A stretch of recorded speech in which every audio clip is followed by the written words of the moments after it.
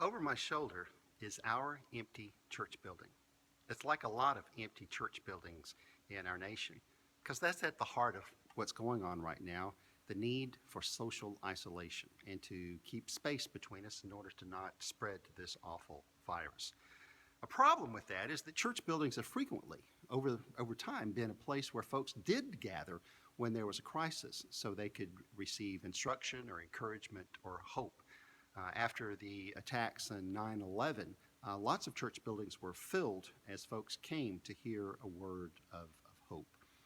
Another word for space like this is the idea of sanctuary, a safe or holy place where people come in a time of crisis. That's good and that's needed. But maybe one thing that can come from this particular moment is a reimagined connection of our faith in spaces like this.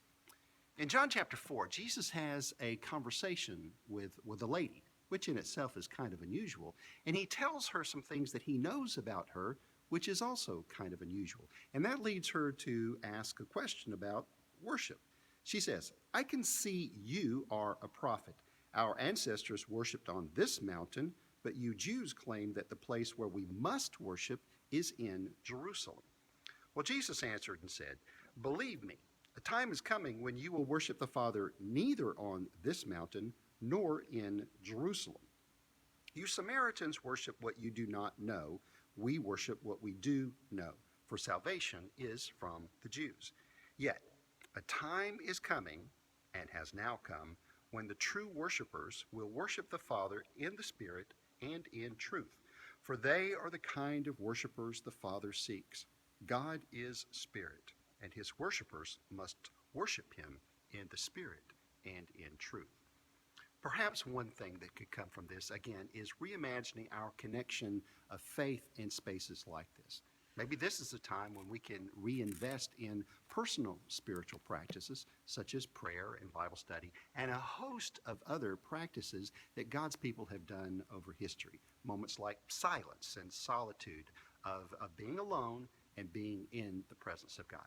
We cannot lose our connection to spaces like this, because at the heart of who God's people are we are gathered. We gather to do things, to worship, to share communion, and those sorts of things. But in this moment, when we can't be together, maybe we can reinvest in our faith. The Hebrew writer says in Hebrews 11, "Without faith, it is impossible to please God, because anyone who comes to him must believe that he exists and that he rewards those who earnestly seek him." So maybe today is a time when you can be more intentional about your connection with God. Not waiting for spaces like this to gather, but time with God on your own. May God bless you as you seek to serve him and as you seek to nurture your faith.